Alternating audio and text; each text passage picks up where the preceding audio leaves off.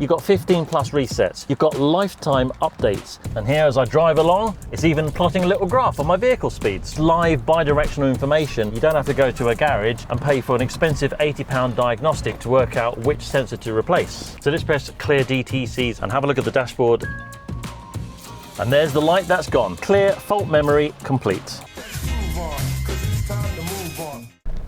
Now we've all got busy lives at the moment, and sometimes you haven't got a chance to get to the garage, especially when you need to get something urgent looked at, like a light on your dashboard, and understand what the fault is. And I've got something special for you for the price of less than a diagnostic that you pay in the garage, which is around about £80. This little wireless device here by a company called Thinkcar. It's the Mucar BT200 Max. It's only £59, and this is going to be able to clear your codes as well as do 15 plus essential resets amongst a whole load of other things, including bi-directional. Let me open the box for you and I'll show you what you get. So this is by Thinkcar. It is the Mucar BT200 Max, and it's a lovely little pouch here, which means that you can just literally put it on your keyring. You could take this anywhere you want. It's also got free lifetime updates as well. And there it is, there's the main event. And we're going to plug this into the OBD2 in a second. I'll give you a live demonstration. I'm going to put a fault on my dash on purpose. I'm going to show you how you clear the code.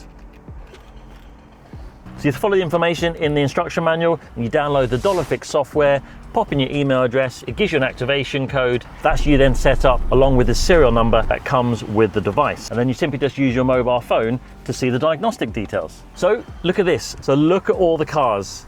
It's all companies out there on the roads. Now you can download every single one of them, but who's going to have every single car? So download the car that's applicable to what you have. And I've got a Honda, so there it is. I'm going to download Honda.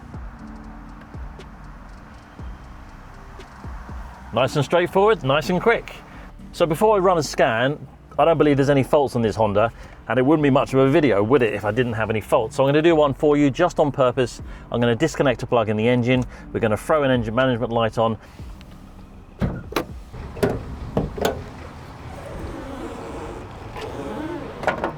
So just here, I'm going to unplug the mass airflow sensor. And now what we're going to do is turn on the car, and it should put a fault on my dash. And there we go. We've got check system, and we've got a big fat warning on my dash, VSA check. So now with the engine still on and with the warning light on my dash, let's run a health report and let's see what it finds. Straight away, engine control module pops up. So what I'm going to do, I'm going to press pause, and off this one engine management fault, it's got 4 related faults, and that's what you'll find will happen. You'll get knock-on effects with one problem. We got a P0113, which is the AIT sensing circuit high voltage. It's because it's unplugged. We've got the MAF sensor voltage low. We've got a P0113 and a P0102, which is all relating to the mass airflow sensor. If you then tab on the top one, it then gives you more information, and it gives you suggestions on how you fix the problem, which is a lovely little touch. And being on your mobile phone, you can just go onto the internet and it will tell you this. And it gives you a whole load of information on how to troubleshoot that problem.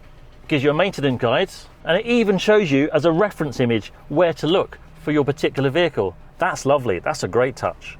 And if you're technically inclined, it's even got it down to a schematic. It shows you the color of the cables, it shows you which control units are going where between the wiring harness, and you can actually then go and find the individual wires and try and work out if you might have a break in the cable, etc. So once you fix the problem, I'm going to go and plug the sensor in now. Only then should you then clear the fault. If you try and just clear faults off your dashboard, the fault's going to come back unless you fix the problem properly. So let's plug in the sensor, and then I'll go and show you how you use the Mucar BT200 Max to clear the fault.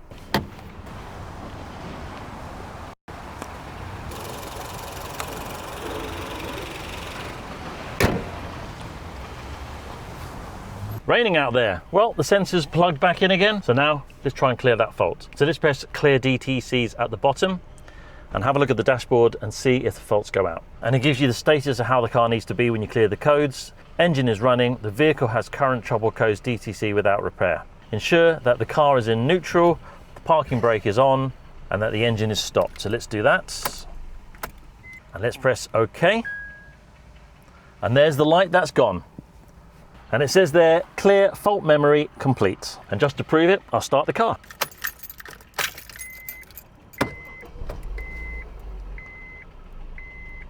There we go. No more warning lights. So whilst we're in the engine control module, you've also got some other options. You've got module information where it's going to give you VIN numbers and part numbers. It even gives you the serial number there. You've got read data streams. And on this menu, we've got live data, and look at all the options that you can get. So let's go into battery. I'm going to press the brake switch and press OK. There's 142 different live bits of data that you can see. Different cars, you're going to have more or less, but on this particular Honda Civic, there's 142. So let's press OK. There we go. My battery is at 14.1% and the brake switch is off. If I put my foot on the brake now, the brake switch is on. So there's that bi-directional test that you can work out, have you got a problem with your car without having to physically take it apart. You can do it through the diagnostic tool for the Mucar 200. Let's go into actuation test, see what we can do there. I've got a VTEC test, an EGR test. Fuel pump on, fuel pump off. Let's test the fuel pump. Function manually stops your fuel pump. Do you wish to continue? Well, this is a great test. My car's running at the moment. So let's see how far it will run if the fuel pump is not providing that fuel. It'll probably last for a few minutes, but let's have a look. Let's press yes. The engine should not be running, but the ignition switch should be on, so let's do that. Turn the ignition switch off. Do you wish to continue? Yes. Please ensure that the gear shift is neutral and the parking brake is on. Yes. Press OK. Okay, now it says start the engine. And it says, do not press the accelerator pedal. Okay. Release the throttle and wait 30 seconds. Well, let's do that then. Stop the fuel pump test condition. Engine speed 1000 RPM. Yes. Press OK to stop the fuel pump. Please wait for the engine to stop. Engine speed is 664. So I'm going to raise the res now till I get to 1000. Right, well, that's the engine off. I've run out of fuel. So let's turn the pump back on again. Press OK to operate the fuel pump. There we go. So that's turned the fuel pump on and off. Lovely little bi-directional test there for you. And as there's so many options on the bi-directional tests, 142, you can actually do a little search. So I'm going to have a look at speed sensors and see what it sees. There we go, vehicle speed. Let's go into that. And here, as I drive along, it's even plotting a little graph on my vehicle speeds. I'm going to go into the ABS. I'm going to show you, if you've got a problem with the sensor, how you can use the diagnostic tool to work out which of the wheels is at fault. So let's go into that here.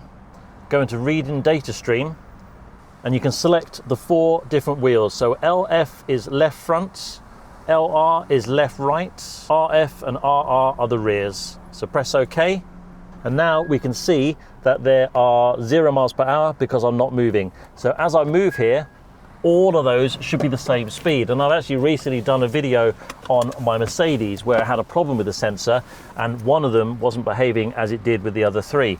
But the Honda will be fine because I don't have any issues. So as I drive now, let's have a look and see what those speeds are. What was interesting there, as I went around the corner, one side of the car was going faster than the other, and that's perfectly normal because there's a differential. That's why there is a differential, otherwise you'd slip. So as I go around this corner here, look at the speed differences. And now as I straighten up in a straight line, we're all sitting around about 10 mile an hour. So having this live bi-directional information is really going to help you if you've got a problem with a speed sensor, and you can look at replacing it. You don't have to go to a garage and pay for an expensive £80 diagnostic to work out which sensor to replace. If you press the maintenance functions there, you've got 15 plus service maintenance that this comes with.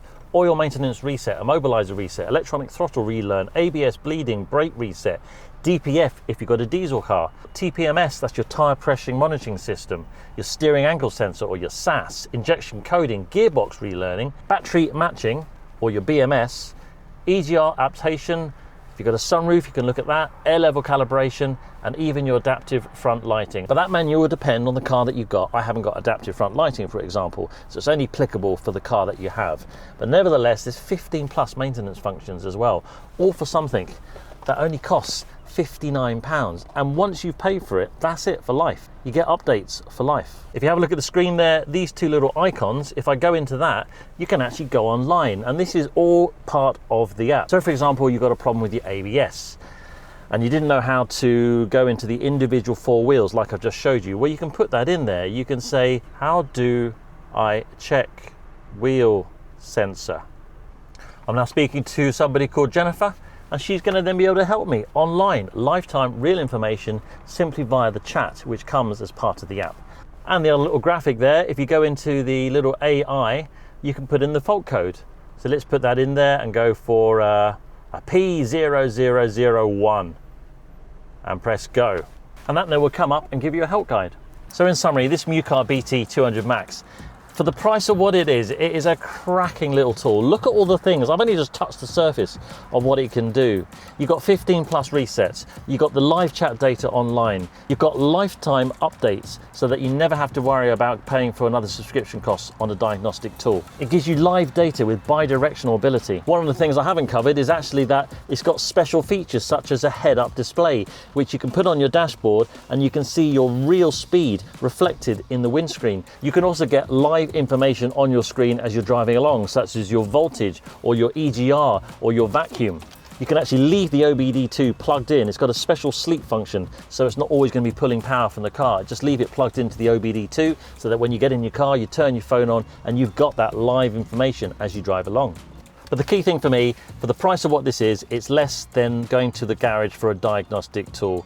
And with the free updates for life as well, why would you not have this and stick it in your glove box so you've always got that peace of mind that you've got something that you can understand what is the fault in your car. So thanks so much to Mucar for allowing me to review their BT200 Max. My name's Groovon, happy trouble-free motoring, and I'll see you on YouTube.